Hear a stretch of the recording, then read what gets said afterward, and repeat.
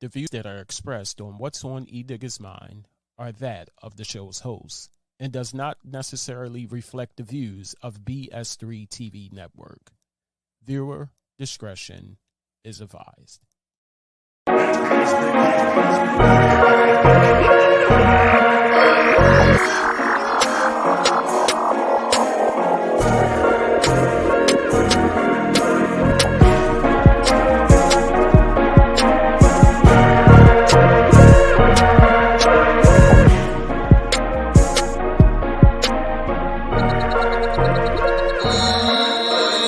Relax and take notes. Relax and take notes. Relax.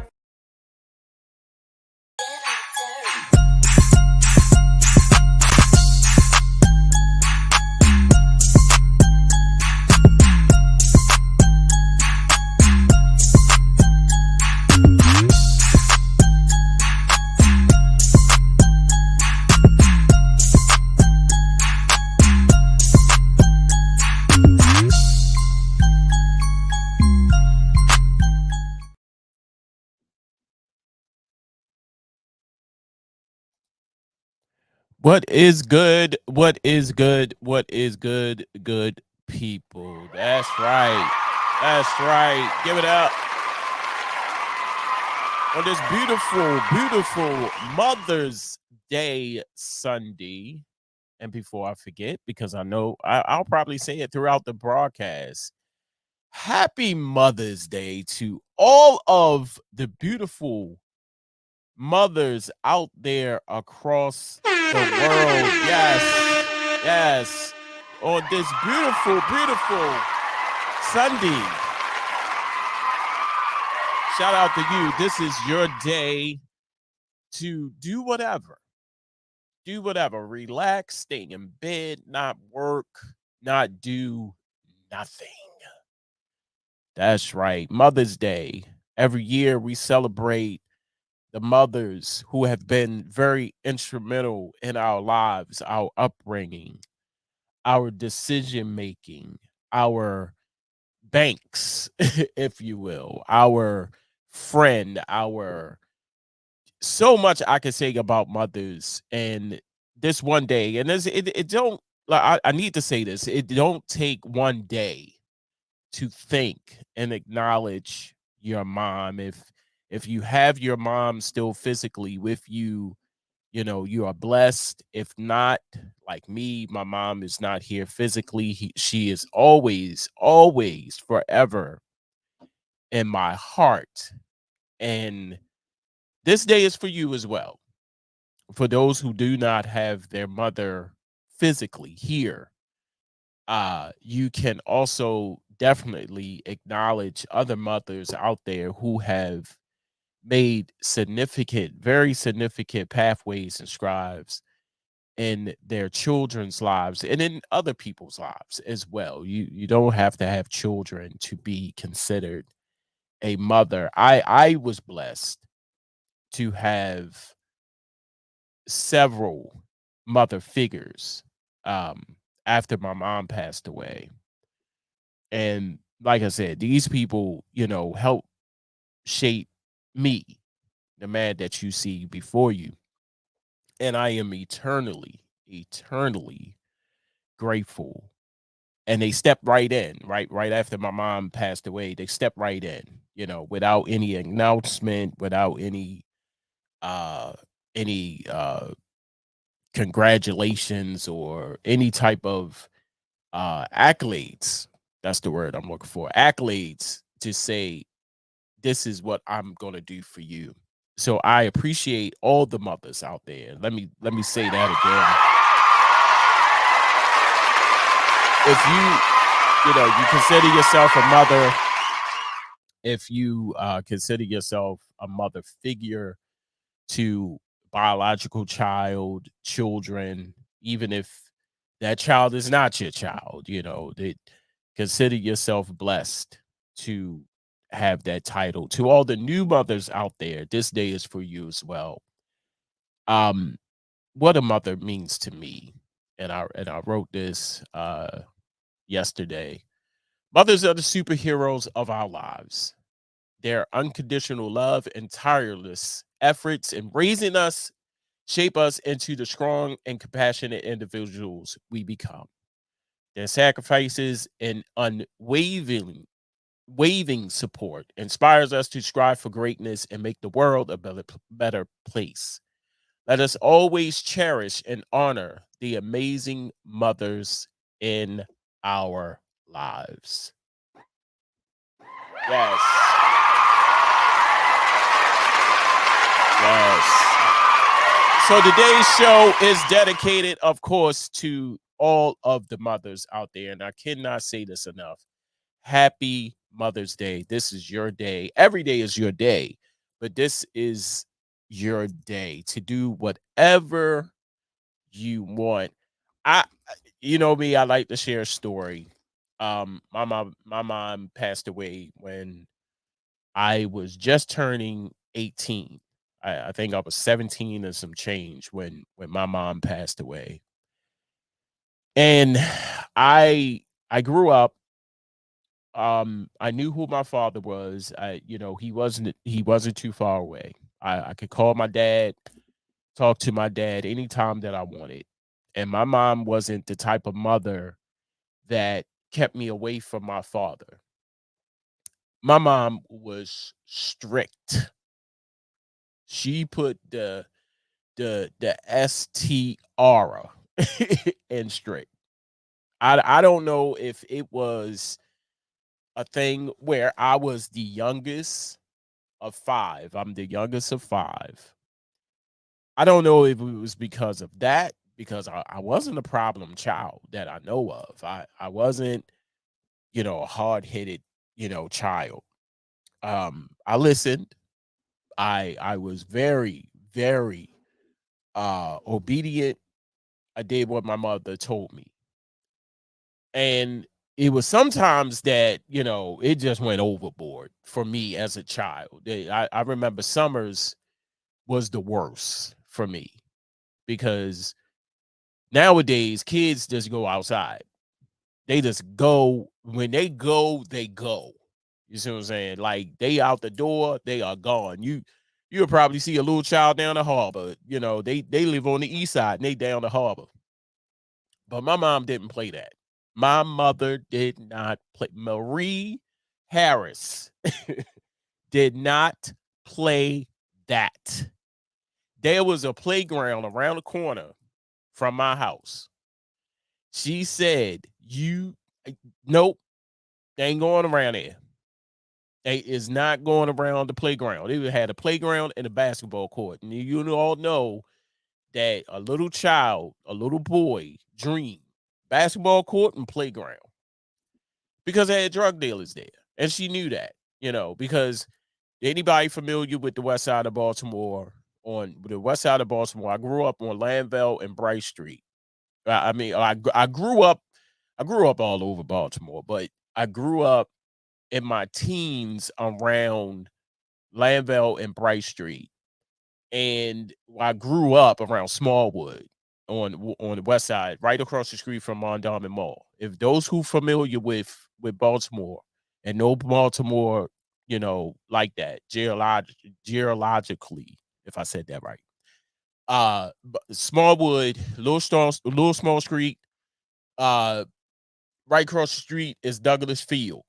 Like if you walk out of the house where I grew up at, you could look right across the street, Douglas Field. That's where I grew up. That's all my infant days. And then we later moved on Presbury Street, 1714. I remember it's crazy. I still remember the addresses to where I lived. 1714 Presbury Street. Hated that house.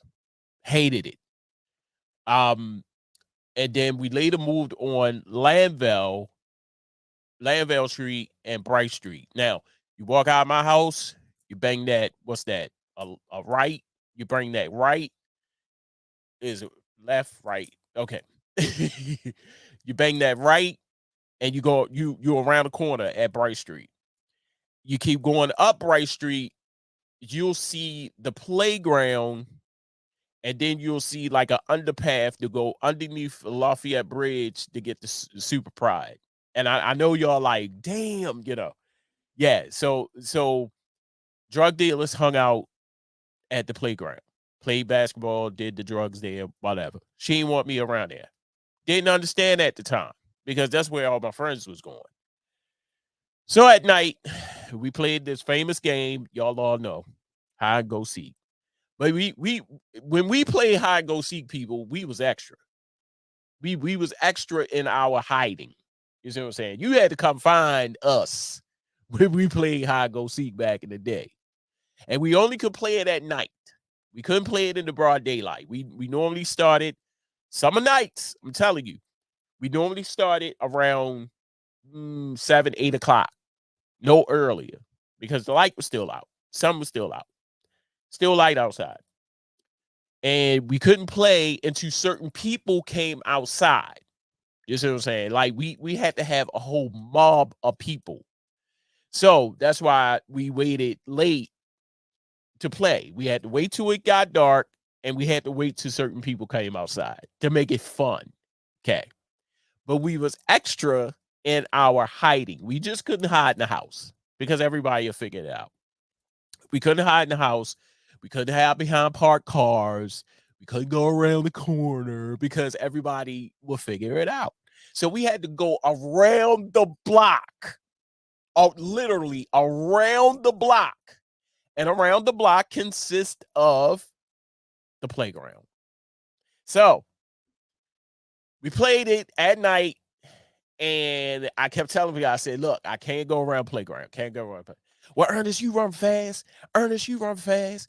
I say, I can't run that fast. And my mother come to that door, and if she don't see a child outside, that's my ass. You see what I'm saying? Got away with it twice, right? Third time, oh hell. It was so funny because I remember it. I ran around the block, right? And I came back and I passed my house, and my mom was standing right there. I had to go away. See, and the funny thing, I still remember this night. She didn't say anything to me. I just couldn't go outside for like 3 days. She ain't play. And then I remember, and I'm really telling my age when I say this.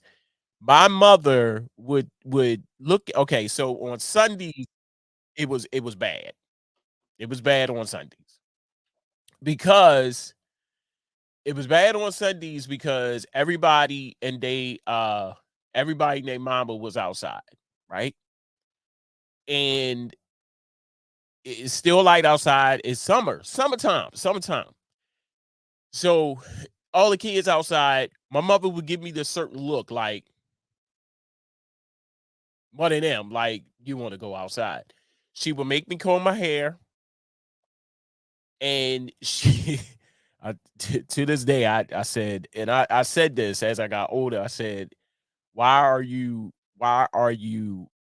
like checking out my clothes? Because by the time I come in here, I'm gonna be dirty. I'm outside. I'm gonna be dirty. So she checking out my clothes, and then she said, go outside. Going outside to my mother meant sit your ass on that goddamn step. That's what go outside mean. Do not leave these steps. And when your mother say do not, we had those marble steps, people. Ooh, we had those marble steps. If you now I've been to Philly. I've been to Philly. Philly to me, Philadelphia, people. Philadelphia, West Side, Philadelphia, West Philadelphia. Y'all thought I was going to sing the song. West Philadelphia. West Philadelphia reminds me of Baltimore a lot. West Philadelphia, that I know of, it could be other cities, was the closest that I can remember having the marble steps. Marble steps in Baltimore. Oh, you get some Ajax and put on these marble steps and clean them. Woo, the best thing. As a child, I used to love that. Anywho, sit your ass on them steps and don't you move. Now, when I came outside, it seemed like everybody and their mama came outside. You see what I'm saying? It was almost like, is he out? Is that him? Is it? No, it ain't him. Is it? Hey, Ernest outside, y'all. Come outside. And they come right over and they sit on the step. And it was something about that last third step. You only get one. You only get three. Bop, bop, bop. That last third step. People ain't sitting on that last step. They'll sit on the middle step. They'll sit on the top step. And if you was blessed with a vestibule, that was when you come in and then you go inside the house. Like you open up the door, that vestibule was like a little area, and you called it the vestibule. And and you walk inside the house. If you were blessed with one of them, then you will probably get like a fourth step. If you wasn't blessed with a vestibule, you didn't get that fourth step. So I would always sit for some reason on the first or the vestibule step. And then everybody is fighting for the first 30 minutes when they come outside over who's going to sit where on the step. And that created noise. My mother didn't like noise. Mother hated, and I think that's where I get that from. Unnecessary, stupid ass noise. You see what I'm saying? And my door, she kept the door open and she sat right at the door. All she gotta do is do one of these, like look out, see who's there out there, who's out there. And if she did not like you for some reason, she will tell you, you got to go. And what did they normally do? They'll go on the other step. Like my mother, I'm telling you, if my mother didn't like you, you would know. You would definitely know. They come over. It's a fight every time. It's like, I'm not sitting on the last step. And that created noise. So I tell them, like, yo, shut the fuck up. My mother is right there at the door. Shut up. Shut up. Shut down. Or I might have to go in the house. You want me to go in the house? So, and that was the beauty about growing up and your mom. You know, although my mother was strict, I didn't understand it at that time, but I definitely understand it now. Definitely understand it now. Going to the market, my mother was famous for waking me up at 7 o'clock in the morning, where the market don't even open until like 8 or 9 on a Saturday morning, and make market, and not just grab some eggs and milk and cheese and bread. None of that. Market for the house. I gotta buy everything for the house. And I had to carry all 50 bags by myself back to the house. You know what I'm saying? That was a long ass walk when you got 50 bags. You see what I'm saying? So I was clever. I said, okay. You got little boys that, help you with your bags, and you can. That was when the trust factor was heavy back then. You could trust the person back then with your bags, because now you give a person your bags, they run it. They was like, oh, got some baloney. They are gone. Trust factor back then was a little bit more relaxed, And the crazy part is, it was a little guys up there trying to make a little extra money at the market. And basically what I did was I just said, hey, you want to make $1, you want to make $2 or something like that. And I give them half the bags, and this is where I live at. You see what I'm saying? And I remember that. And then as I grow older, lock-ins. Yes, lock-ins. Shout out to my god sister Destiny. Shout out to Jason. Shout out to and we gotta find him. We have to find him. And Jason, that's not the Antoine Grant Jason that we know. It's not him. It's another Antoine Grant that I met in the podcast live stream game. That's him. That's not the Antoine. That's not the Antoine Grant that used to go to Madison. We have to find Antoine Grant, Jason. The lock-ins. Oh, the lock-ins. Let me tell you. So my church, this is so funny. My church that I attended for many years decided to have like sleepovers, and we used to call them lock-ins. And my god sister Destiny was the one who told me. It was like, yo, guess what they about to start doing? And I said, what? It was like we about to start having sleepovers. And I said, sleepovers? Where the hell are we going to sleep? And my church has a huge multi-purpose room. And at the time it was carpet. We had carpet on the floor. And she said, man, it's going to be from Friday to Saturday. Okay. So I said, oh, okay. So she said she went to the first two. I didn't go because of my mom. And it took one of the members of the church, Mr. Bloom, shout out to Mr. Bloom, to call my mom and say, it's on the up and up, because my mom needed convincing. You see what I'm saying? My mom didn't just come out and say, oh, yeah, he could go. They're like, no. We need to find out what this is all about. I need to find out what all this is all about before my child can go. And I've been going to the church now for a good little while, because I went to church with my godmother and my god sister's aunt. And I loved the church. Loved it. This is my home.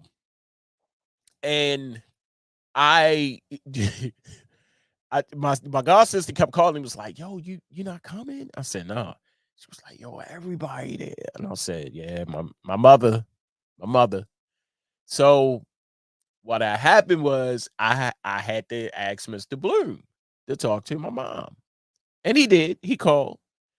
And he had to explain to my mother what it was all about, who's going to be there, chaperone, supervision, all that. She just wanted to know. I said, all right, cool. So I went to one. OMG Becky and all of her buddies. Everybody named Mama was there, because by that time it had grown.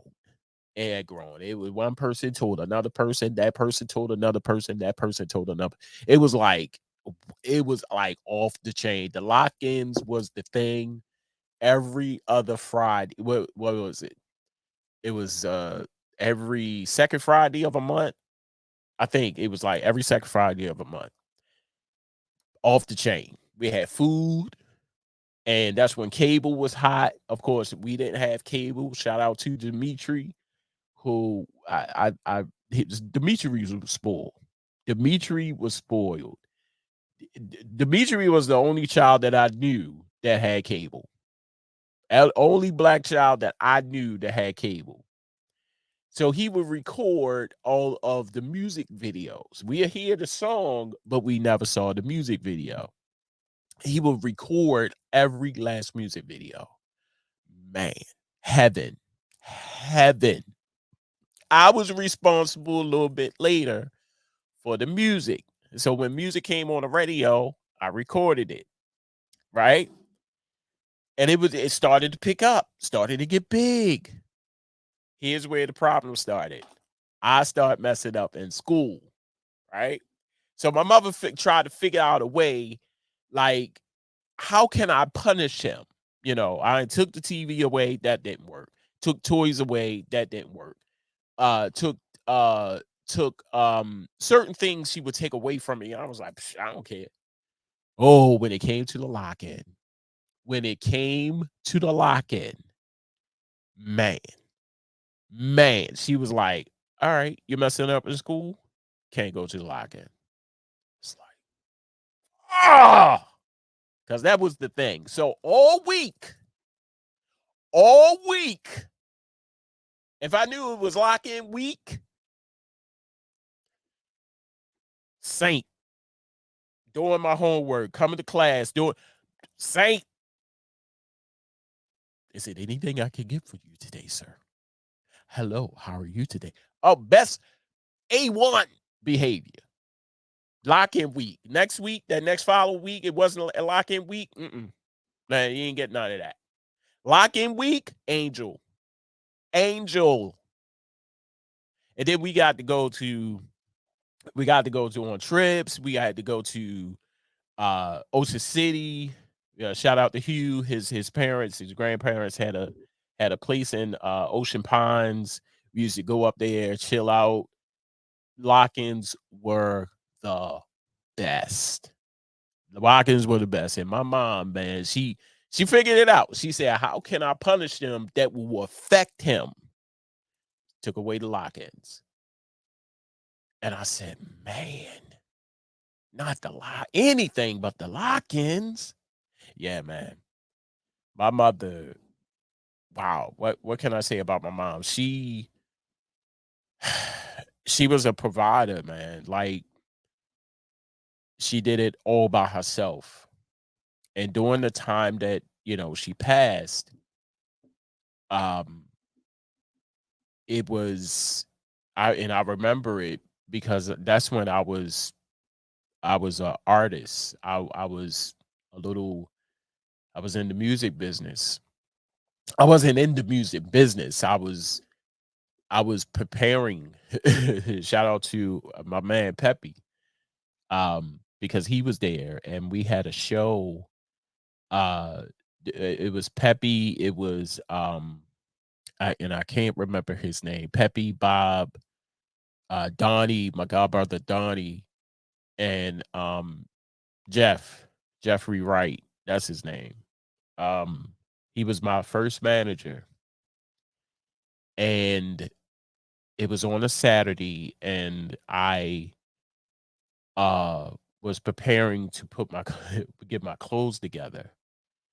And I'm laughing because I all I needed was an outfit and I wound up washing all of my clothes. And for some reason I had a lot of change in my hand. I had a lot of quarters because I was going to go around the corner to the laundromat to dry my clothes. We had a washer, we didn't have a dryer.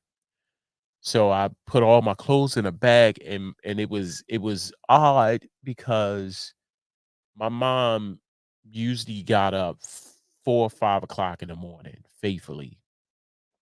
And my brother bought her a chair to because she couldn't go back and forth upstairs. And the house that we got on Lanville Street had a bathroom, a half bath downstairs. And where the chair was, it was right next to the bathroom. So she could go back and forth to the bathroom. And it was on a Saturday and my mom was still asleep, you know. And like I said, is not it wasn't normal, that she was still asleep because my mom normally got up at 5 o'clock in the morning, every morning. And I was like I said, I was preparing for this show, and it was at a women's detention center.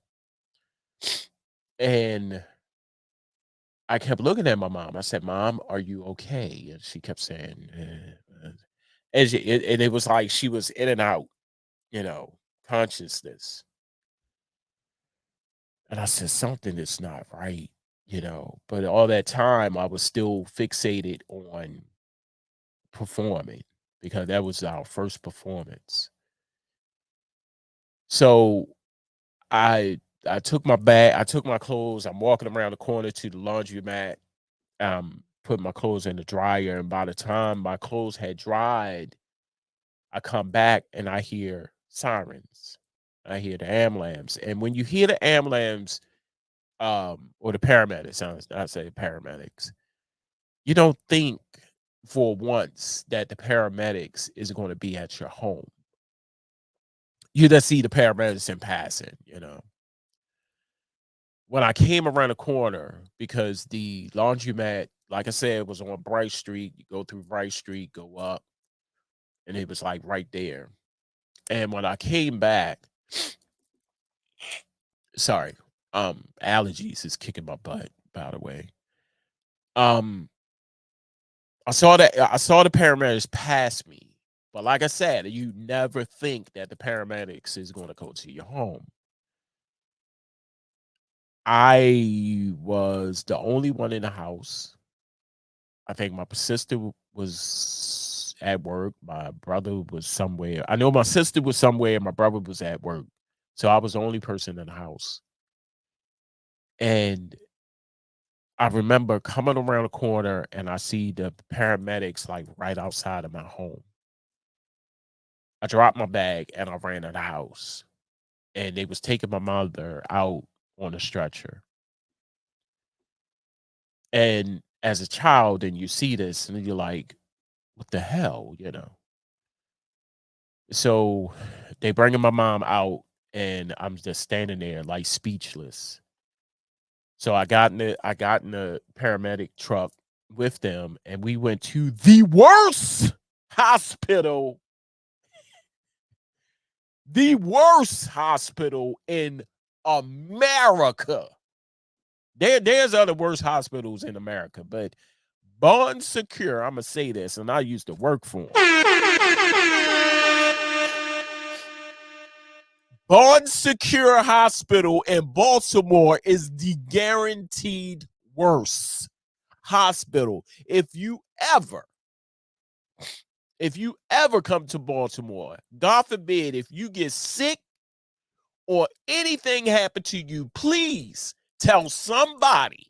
Do not take you to Bond Secure Hospital.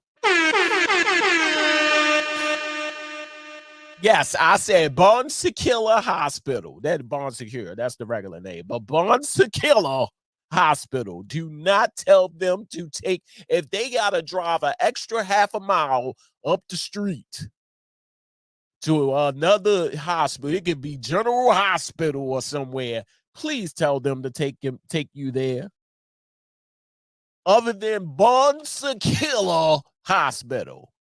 They was treating my mother for stuff that she didn't even have. My mother was a diabetic and she slipped into a diabetic coma. Why in the blue hell are you treating my mother for something else?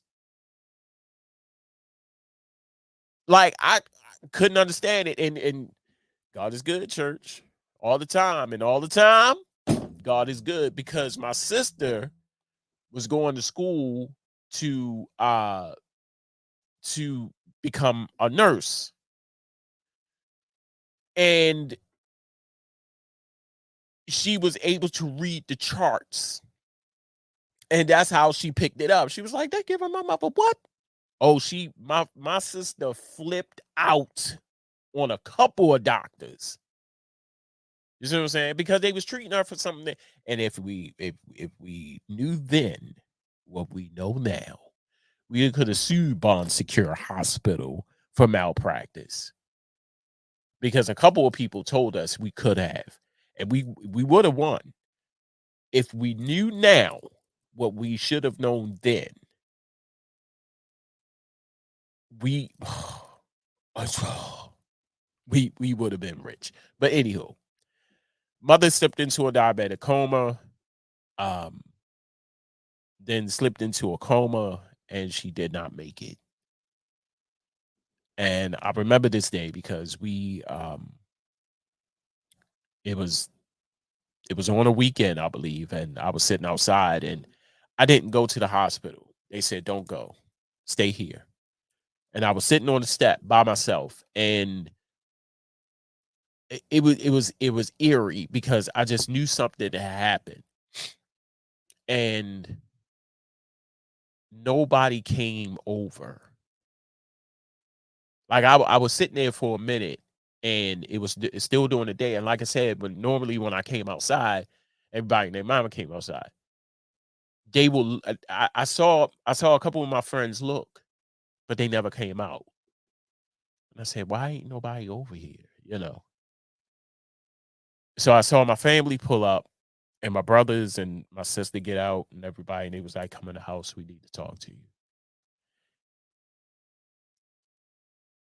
And when you see that, when you look at your brother and you look at your sister and everybody, don't have a smile on their face, something is wrong. And that's when they said my mom had passed. Now, my father passed before, first time experiencing death. But people, let me share with you something. You would never think your mother would leave this earth. You think that mothers are eternal, immortal. You would I would have never thought that my mother would leave. And she left at a time where 18, you know, 18, just on the brink of adulthood. And when at the funeral, my pastor preached, and uh, Reverend Dr. Montgomery, that was the pastor that used to write in the back of me. And I used to shout out the Family Bible Ministries. He said, and he looked at me when he said, Ernest, she knew that you would be okay. And that's why she left, because she knew that you was going to be okay. Had you not been okay, she would have stayed. And right then and there, I said, man, it just got real. My father just passed, and now my mom. So I have no parents. But like I said, I went through life, and God is amazing because he put mothers in my path to help me along the way. And I shared those stories to say this. Although your mom, for those moms who are not here with you physically, your mom will always, always, always be in your heart. And for those who have mothers still here, love your mother. Cherish your mother. Be there for your mother. It was sometimes my mom didn't always show affection, you know. And I can't recall how many times I heard my mother say, I love you. And it was something going on at my church. And I think it was Mother's Day. And I said, well, my mom ain't gonna come. And my mother was right there, front and center, you know. And she said, I am so proud of you. And she said, I love you. I am so proud of you, and I love you. And see, as adults, as parents, we somehow forget to say that to our children, because we get wrapped up in this thing called life. We get wrapped up in this thing called jobs and side hustles, and we forget to say that. And although my mom struggled sometimes to say it, I saw it. I saw that my mom loved me. We didn't see eye to eye sometimes, because I was, like I said, I'm the fifth child. I'm the youngest of five. So I'm going to rebel because of some things that I wanted to do and she didn't allow me to do. So I had to do it. I'm gonna pay for it later, but I had to do it. I remember one time I ran away from home because it was almost like every time when I walked in the door, It wasn't a hi, how you doing? How was your day? How you feel? Are you good? It was an automatic. I got this in the mail from your teacher. It was always an argument, you know. And sometimes you just get tired of it. And I remember shout out to Phil, shout out to Donnie, and shout out to Craig.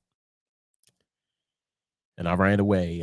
And my brothers and said my brother and my sister, yeah, I love them to death. But if they going to be on somebody's side, they're going to be on mama's side, you know. And my brother was famous for it, you know. My brother is two-sided, two-faced it for the world, you know. Of course, it was deficiency notes. This going to tell my age again. Deficiency notes that let your parents know that your child is failing. And I'm gonna give you this slip to give to your parents to let them know that your child ain't doing too good in school. But they got slick because if they gave you one, you ain't giving it to your parents. Oh no. They not giving you not giving it to your parents. So what they would do is give you one and then mail one to the house. Oh, Baltimore City public schools. Y'all thought y'all was slick back in the day. Efficiency notes. I had 4 of them. I remember. I had 4 deficiency notes. And I had 4. They gave me 4, and 4 came to the house. And before I could get it out, she was like, "You got something to give me?" No, you're lying. I got them right here. And I said, "Damn it. I can't win for losing." And my brother is not too far away. In fact, my brother had just came around the corner from coming in the door, coming around the corner. And he's standing there. Yup. Co-signing. Yup. I don't know why he even go to school, co-signing. I'm like, this nigga here. This ain't even shut up in my mind. I ain't saying shut up to my brother. Then, when I got my chest caved in, my teeth out. Go to the store. It was every day I had to go to the store. I don't give a damn how bad it got. I still had to go to the store for my mother because my mother smoked Virginia Slims. Couldn't find Virginia Slims one day and transferred over to Benson and Hedges. Yes. They like the menthol regular. Benson and Hedges, brown bag, brown cigarette case. Oh, you better not bring no menthols in that house. Oh, no. Never did a menthol. Didn't do menthol. And I made a mistake and got menthol. Oh, can't turn around, go back to the store. Benson and Hedges, 100s. Benson and Hedges, 100s. Yep. Virginia Slims, then transferred over because they I don't know. Benson and Hedges, is Virginia Slim still out? For those who smoke, I don't know. That was so long time ago. Anywho, went to the store. They hit my brother. Like I said, two-faced it. Turncoat. Quick. Yeah, go to the store. Okay. So I had already got in my head, I'm gone. I can't take this. I'm gone. I'm thinking, so I should have brought a change of clothes because I got to go to school. So went to the store for my brother. I said, "Hey, Timmy, you got $10?" I said, I just walked to the store for you. At least you could do is give me $10. I am lactose intolerant. I went to the store for my brother, came back, he gave me the $10. I went back to the store, and that was the last time I came back to the house that night. Because Craig Shout out to Craig. 'Cause I went to school with Craig. Craig had his own place. And I called Craig. I said, yo, I'm gonna have to come stay with you for a little bit. Is that cool? He was like, yeah, yeah, yeah. Yeah. Now my mom kept a book right by where she sat because like my mother sat here, TV's here, everything was at her exposure. Phone, telephone book, TV. And we had this long brown table in the dining room. Phone, little black book. My mother went to the bathroom. I took the book and hid it because the first place she would go is to that black book. I already had this in mind. I already had this planned out. But what I didn't do is take a change of clothes with me. I took the book. I didn't hide the book. I took the book. And I called everybody that I know that my mother knew because that would be the first place that my mother will call to look for me. I called everybody I knew and I told them, I said, just in case if my mother called you, you have not seen me. Please do not tell my mother where I'm at. Well, where are you? I said, I'm not telling you. Because you'll be the one to say he's over Craig's house, you know. So I left. I went around. No, I went to the store. I went to the store and got some potato chips, a little juice, and a Sicilian pizza.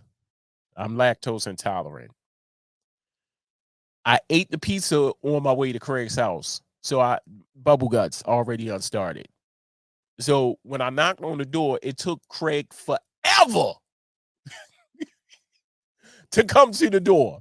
And those who are lactose intolerant, sometimes it works, sometimes it don't. Like if I eat something with cheese, normally it won't start right away. You won't have the bubble guts like right then. It will wait. By the time I ate it and got to Craig's house, that's when the bubbles happened because I guess I was nervous and I'm banging on Craig's door like, Craig, I'm gonna go to the bathroom. I'm hollering at the top of my lungs all the way upstairs. He opens up the window, hold up. And it took him forever to come down the steps to open the door. So, of course, I had to run to the bathroom. And he's like, yo, what is going on? So I had to tell him. I said, yo, if they call you, you don't know where I'm at. He was going out that night to meet this girl. I said, well, go ahead. He was like, you coming? I said, no, I cannot leave this house because not only that, my godmother was deeply affiliated with Western District Police Department. So I even planned it out. I said, what my mother is going to do, she's going to panic after everybody that she called. She's not going to get the response that she wants. So she's going to call the next best person, the captain of police, Western District Police Department, Miss Charlotte Perry, rest in peace. She called her. Every cop in Baltimore was on the lookout. I just knew it. So I couldn't leave the house. I could not leave the house. So that's when people started calling me. Because I think I had a cell phone. I'm not 100% sure. That's when people start calling Craig because they knew I was there. And it was a code word. It was a color and it was purple. I was like, hello, purple. And they would say the color before they start talking. I said, hello. They was like, purple. I said, who's this? And they would say who they were. And I said, what's up? What's the word? They was like, yo, your mother is going to kill you, yo, because she done called me like 4 times. It's like, damn. Anywho, Craig wound up going to the girl house. The girl didn't like him. He came back home. I said, damn, that was quick. So eventually, around about 2 o'clock, Donnie calls. Donnie, my godbrother, Donnie, his grandmother, Miss Helen, rest in peace, was able to get the information out of Donnie because Donnie eventually ratted me out. And he told his grandmother where I was at. And something told me don't tell Donnie. Some said do not tell Donnie because my mother was able to call Miss Helen. Miss Helen called Donnie, of course. Donnie ratted me out. Yes. And if I was to tell Donnie this, he wouldn't even remember it. That's the thing. If I would tell Donnie this story right now, Donnie, I'm gonna say Donnie. I ain't gonna give him the government. He would not remember. Oh, I remember like it was yesterday, for real. And that I don't think that was it. I went to school. Like I said, I went to school. I ain't had no shoes. I ain't want to wear the same outfit, you know. So I was able to wear one of Craig's outfits, and shout out to Poochie. Shout out to Poochie. Antonio. That's his government. We used to call him Poochie Man back around the way. He had some green, I think they was green Van Grets. And I called Poochie, and Poochie did not answer the phone. And I did not want to wear the same tennis that I wore the day before. And I called Poochie. I said, Poochie, please tell me you're not gonna wear your Van Grets today. He was like, no. Nah. I said, yo, can I hold him?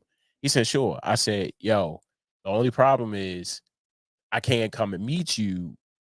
I can't come and get it from your house where you're going to be. So he met me on the corner, and I it was crazy. I grabbed him and ran. I had to run back in the house, but I went to school the next day. My mother called to school. No, my godmother. No, my sister called to school, and you know how they used to, will Ernest Harris please report to the mayor? I said, God damn it. So my godmother is on the other line, and my sister is on the other line, and she is crying. My mom is crying. I get home, and my godmother calls me, and she's like, "What's the deal? Why did you run away? What's going on at home?" And I told my godmother, what was going on. And she said, Ernest, you can't do that. You got to talk it out, blah, blah, blah. And that was the first time I ran away. I said, ran away a second time because I wanted to sing. It was something about music that I wanted to be a part of. And my mom didn't want me to do it. But like I said, make a long story short, because I know I talked your ear off about my mother, but you only get one. And the ones that God put in your path, they're the ones who um would love to see you on the straight and narrow. And that's what happened. Mom, I I want to say, you know, I love you. And although you're not here with me right now, I carry you forever in my heart. I wish you was here right now to see your grandson, to see your daughter-in-law, to see your great granddaughter.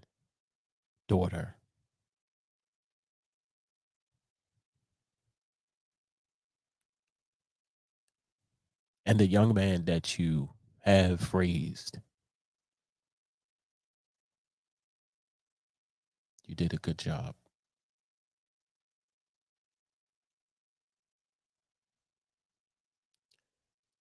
I love you, Mom.